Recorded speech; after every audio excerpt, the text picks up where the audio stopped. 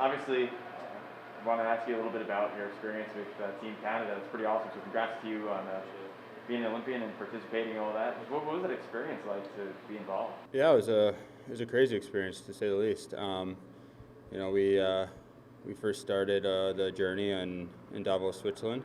So we got to go over there for a week and a half and really get used to the guys, get to know everyone, kind of get some chemistry on the ice, and then from there we flew right into Beijing, and it's kind of a real world experience to be in a different culture like that. And although we weren't able to travel around and see a bunch of places, we got to drive through the city and see what it's like there. And it's always crazy to be a part of a big village of Olympic athletes who have the best in the world that do what they do. So overall, it was a fun time. Got to meet a lot of great people. Obviously, the end result wasn't what we wanted, but I'm going to look back and be proud that I got to be a part of it. We talked with a few of the guys here and Coach Deneen early in the season about what it takes for a team to gel. And it was always said that this team for the Comets gelled pretty quickly.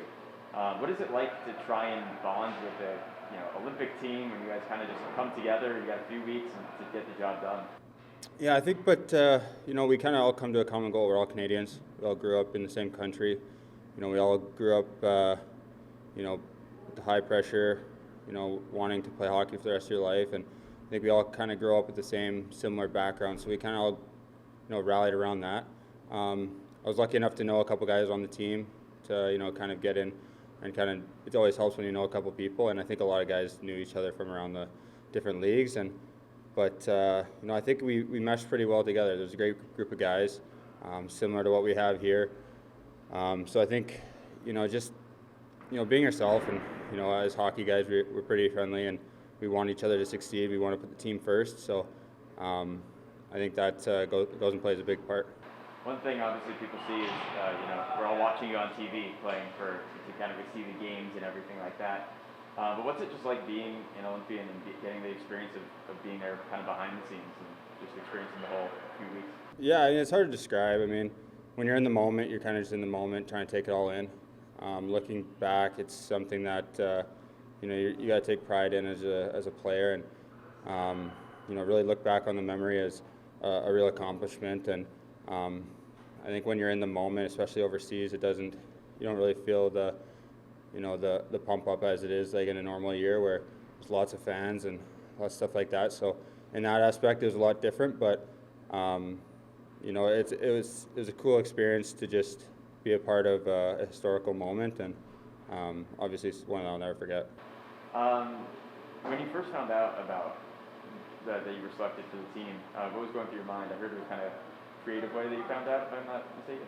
Yeah, it was crazy. It was kind of a long process. You get told you're kind of on a long list of really good players that could be potentially going, and so when I got that, it was about over Christmas time, and it's kind of a shock to me. I didn't really expect it. Obviously, it was really exciting just to be put in the same conversation as a lot of those players, and kind of once we got back after Christmas, just kind of focused on my play here. And actually, I just got a call from Claude Julien on the bus up to Laval. I wasn't expecting it at all. Obviously, a random number that I didn't have, and kind of starstruck that he'd be calling me and letting me know that I'd be coming to Beijing with him. And it was just all I said was obviously an honor to be able to represent the flag, and for them to choose me, it was as a childhood boy growing up in Canada playing hockey, it's one's dream to ever do that. And obviously, as your career goes on, you don't think there's ever an opportunity to do that, and it's just grateful for the chance. What's the competition like? How would you maybe compare it to something like the AHL? Yeah, there's great players playing overseas. I think it's a little bit different, the age. There's a lot of men over there that have been and played through a lot of pro hockey. That they know how to play the right way in certain situations, and good sticks and stuff like that. And I think down here, that just like when I was young, it takes a lot to develop and learn those ways. And I think it's just a little bit more polished over there, older bodies. But coming back here, it's still an adjustment. There's great skill down here. I just saw this weekend, it's fast-paced hockey, a lot the same. So I can't say there's too much different. I think it's just getting everybody together and getting gelled. And is there anything you think maybe that you did learn from playing in the Olympics? I know it's only a few days really at the end of it, but is there anything that you took away from there that you think could help out your game here, that you could share with even other guys, kind of talk about and help out the Utica Comets going forward too? Yeah, I mean, I think there's different things to take away from it. I mean, on the ice, just when we're going up into a tough stretch here of playoffs, and I think being in a tournament like that, it's like playoff hockey, right? So I think just from learning about that is shoring up your own game, making sure you're hard on pucks every single time, crisp on every single pass, getting pucks out when they need to be out. I think that really kind of reinformed me of what playoff hockey is like, and I think obviously in the second half of the season we're going to see a lot tighter games, and it's going to start turning into playoff hockey real quick here. So just getting in that mode of the little things matter a lot, especially in games that are a lot more meaningful. Do you have to keep a puck or anything? Yeah, I know you got like a few points there. Do you get to keep one of the pucks that you played with? Maybe you guys don't even care about it. No, we didn't get to keep any pucks. I don't think anybody really thought of it at the time.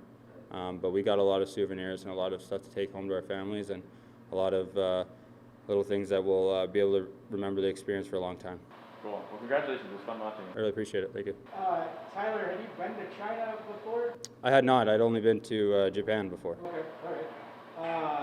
How does it compare, I guess, obviously being to Japan, China, obviously same part of the world, but what was, I guess, the similarities, differences between the two? Well, it was tough because we weren't able to travel and really sightsee. We were kind of stuck in a bubble with the village and stuff like that. So everything we kind of saw was from the outside, and I think just the way of travel and the way of life is just a little bit different than here. And I can't really speak on a whole lot because I didn't really live it. So we got to see from a bus when we were driving through the streets. So it was kind of a censored little trip that I had, but it's cool to just be able to be there and see it.